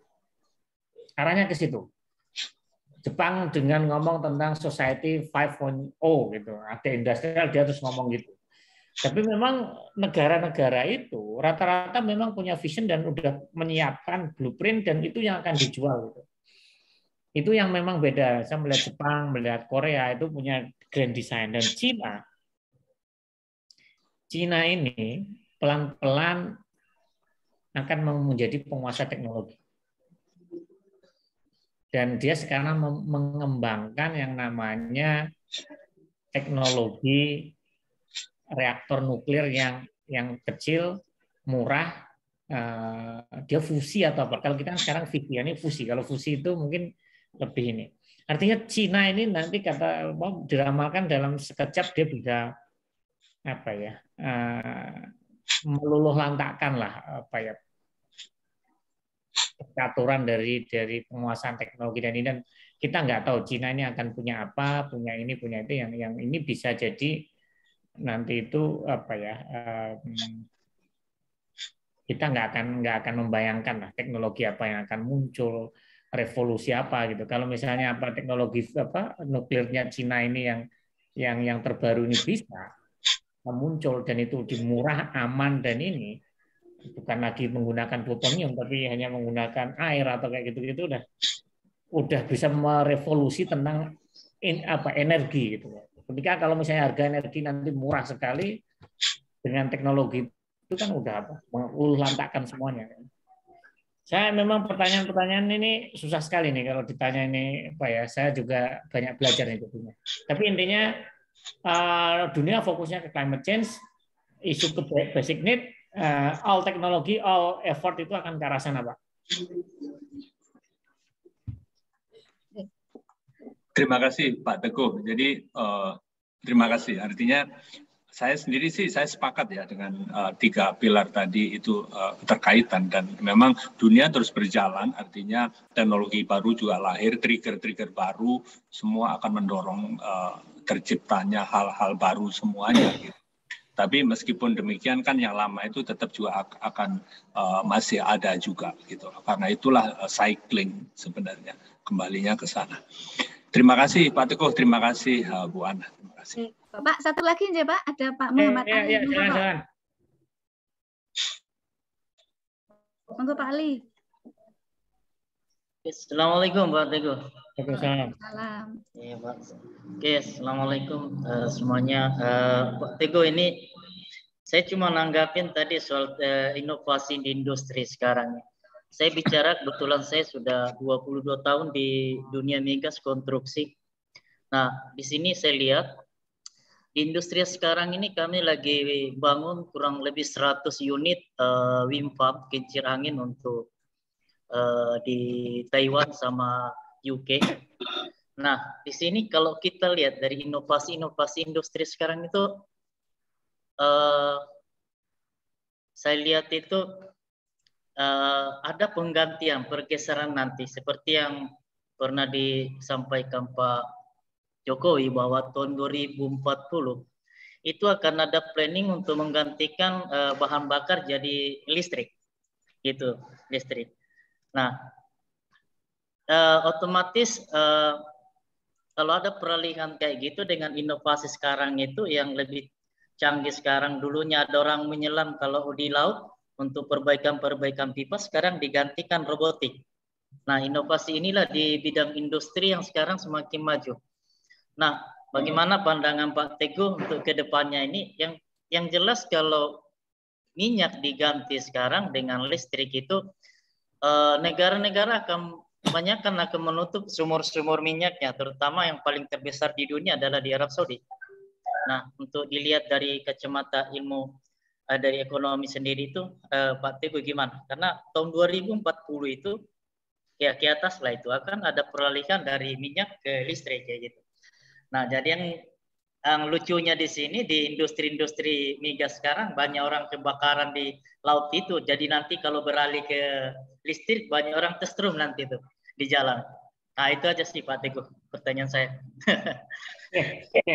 Menarik, ini kan sebenarnya isunya adalah ada inovasi atau ada penemuan bagaimana apa ya, teknologi tentang baterai atau storage itu kan semakin berkembang kan. Betul. Karena apa ya, teknologi baterai ya ini kan di apa, teknologi dari sisi yang pertama adalah bagaimana capturing energi surya itu kan sekarang lebih murah. Ya. Ya kan, wind turbine itu pasti mahal lah. Yang mesti kan surya ini capturingnya lebih murah, storage-nya juga sekarang apa? Kalau ini kan isunya adalah storage, karena storage-nya kalau semakin lama semakin membaik. Ya sekarang itu kan mobil paling berapa sih? 100 kilo, 200 kilo. Kalau misalnya nanti storage-nya itu semakin apa ya? Semakin membaik dan kapasitas storage-nya semua ini pasti saya yakin nggak nyampe 2040 kita sudah akan migrasi ke arah semuanya adalah apa? Listrik. Electrical base lah. Electrical, ya, electrical. Itu yang pertama.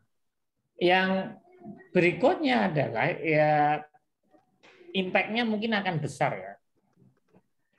Di mana negara-negara penghasil, untungnya Indonesia bukan penghasil lagi, ya walaupun masih ada dampaknya, tapi memang Middle East kalau dia nggak preparing dengan baik akan kolaps. Betul, betul. Pastinya kan. Dengan harga minyak yang jatuh aja Arab Saudi udah kolaps kan, utangnya udah banyak. Yep. Terus terjadi apa? Modernisasi dalam beragama, macam-macam lah. Akhirnya juga membuka wisata, membuka kota, macam-macam. Ya bisa jadi memang ini juga saya nggak tahu apakah ini akan membawa angin segar di Middle East dengan adanya ini, tetapi kelihatannya kan negara-negara di sana juga sudah menyiapkan langkah-langkah antisipasi. Ya, betul itu, Bro. Ya. Sudah siapkan mereka. Mereka menyiapkan itu. Tapi apakah mereka punya teknologi, punya ini yang jadi tanda tanya. Tapi ke depan ini memang balapannya adalah sekarang Cina itu sudah menyiapkan bagaimana memproduksi listrik dengan murah. Dengan teknologinya saya nggak tahu tadi apa. Paling murah itu kan sebenarnya nuklir kan sebenarnya sampai saat ini yang paling clean, paling green itu kan nuklir kan sebenarnya teknologi nuklir kan. Tapi ya sekarang bagaimana teknologi baru yang dari fusi dari fisi ke fusi saya juga nggak begitu memahami sebenarnya. Tapi kalau ini sukses dan misalnya harga nanti semurah misalnya memanen energi surya dan juga itu nanti teknologi baterainya semakin bagus. Ya Indonesia is good lah. Sekarang dia punya bahan baterai, tapi kan orang juga nanti berpikir gitu. Kalau bahan baku material storage-nya ini di Indonesia mahal, orang kan riset R&D terkait dengan material lain yang bisa menjadi storage gitu. Ya ini sih akhirnya perlombaan terus ya. Artinya memang gimana lagi kalau di kita kalau memang ya mohon maaf di perusahaan-perusahaan atau apapun itu kan R&D itu nggak begitu jalan ya. Di kita maksudnya R&D ya untuk memperbaiki yang ada sekarang gitu loh. Perbaikan kecil, tapi nggak ada yang benar-benar punya future ke depan kita akan main di teknologi main di ini di itu gitu. Tapi memang itu investasinya luar biasa sih menurut saya. Ini yang menurut saya yang perlu kita pikirkan ke depan. Sekarang kan juga banyak perusahaan kan dipaksa untuk net zero emission macam-macam itu kan. Mencoba zero dia menghasilkan zero macam-macam semuanya serba green. Saya nggak tahu ini memang dunia ya kadang kita belum bisa ikut memberikan hanya kita menari di bawah genderang orang aja, orang ke sana kita ikut, ini ke sini kita ikut.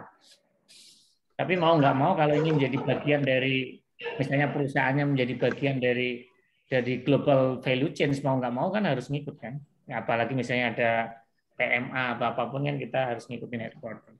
Tapi intinya ke depan itu tadi ada 3 hal kita nggak tahu akan yang di depan, tetapi yang kita butuhkan adalah teman-teman atau kita semua adalah kemampuan beradaptasi, mitigasi, dan kita bisa kalau kita sebut adalah memiliki cognitive flexibility, kemampuan kognitif yang fleksibel berhadapan dengan perubahan itu sendiri. Mungkin itu sih yang bisa saya sampaikan. Saya setuju sekali, Prof. Pak Teguh. Jadi gini, yang saya khawatirkan apabila ada peralihan dari minyak ke elektrik sistem itu, nantinya kan kalau orang sudah ciptakan robotik kayak gitu, ya otomatis yang gantikan pekerja manusia itu kan lebih banyak robotik kayak gitu. Artinya Bisa-bisa nanti tahun 2050-60 yang demonstrasi di jalan-jalan itu robot nantinya itu. Kalau sudah sudah bisa kayak gitu, ada peralihan kayak gitu. Ya, artinya memang ya itu tadi perubahan itu ya pasti kan artinya pekerjaan safety itu akan bergeser kan dari pekerjaan yang sifatnya AFI menjadi pekerjaan strom gitu kan. Ini artinya semuanya kan perubahan itulah yang terjadi. Ini mungkin satu pertanyaan ya Mbak Ana ya. Saya langsung jawab. Ini apakah teknologi akan dapat menggeser moral dengan adanya perubahan perilaku aktivitas akan kebutuhan dan waktu? Bagaimana menyikapinya? Ya, saya rasa nggak hanya teknologi digital ya, moralitas itu memang akan bergeser ya. Di mana-mana itu sesuatu yang kita anggap tabu jadi nggak tabu, itu pastilah di dalam dunia apapun tuh ini. Tetapi kan ada hal-hal yang prinsip yang menurut saya rel koridor agama ataupun nilai-nilai universal itulah yang menurut saya perlu kita jaga lah. Agama apapun kan pasti akan memberikan benteng-benteng moral lah. Misalnya cryptocurrency kan juga akhirnya memang berkembang, tapi kan juga ada hal-hal yang memang kadang negara intervensi atau agamawan juga ikut memberikan fatwa macam-macam. Tapi intinya standar moralitas atau apa itu pasti akan bergeser seiring perjalanan waktu dan budaya orang. Tetapi ada nilai-nilai universal yang menurut saya nggak akan berubah. Misalnya kebenaran, kejujuran, yang kayak gitu, kasih sayang itu masih menurut saya akan selalu. Tapi itulah mungkin kalau di Indonesia ya nilai-nilai agama, nilai-nilai budaya lokal itulah yang akan menjadi rel kita. Ini tuh yang bisa saya. Teman Bapak, saya ingin sedikit menggarisbawahi sesuai dengan yang Pak Teguh sampaikan tadi bahwa yang penting itu adalah peningkatan kualitas SDM. Jadi Bapak Ibu tidak salah untuk mengambil keputusan kuliah lanjut di program studi Magister Manajemen. Iklan Pak Teguh. Ya karena seperti saya, seperti Pak Teguh ini kan dulu orang susah ya, maksudnya dari kampung. Jadi merasa bahwa pendidikan itu adalah tangga untuk keluar dari kemiskinan. Jadi keluar dari untuk menyambut masa depan yang lebih bagus. Dan kalau boleh curhat ya, kita berdua ini pelaku bahwa pendidikan itu adalah salah satu tangga untuk meraih masa depan yang lebih baik. Terus terima kasih ya Pak. Saya sering ngikutin kuliahnya Pak Teguh atau presentasinya Pak Teguh mesti terakhir ditutup dengan pantun. Nah, aku juga ingin kasih pantun buat Bapak. Mbak Ana nggak siap ini Mbak Ana, saya udah gagal teller ini. Aku aja saya ngasih buat Bapak ya. Oh yang ngasih pantun, jangan kalau saya udah ngasih. Iya. Kalau pakai batik kita makin gaya. Pak Teguh yang baik, terima kasih ya. Terima kasih. Mantap, Wan. Ya semoga Pak Teguh makin sukses lah, diberikan kesehatan, keselamatan dan keberkahan.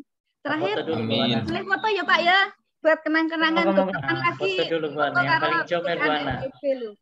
Cis ya Pak, cis. Layar 1. Tiga itu Pak, 3 layar ya, bentar. Layar 2 nggih, cis. Nggih, layar 3 ya Pak. Cis. Sip, turnuwun. Bapak, terima kasih sudah hadir di kuliah tamu kita ya Pak ya.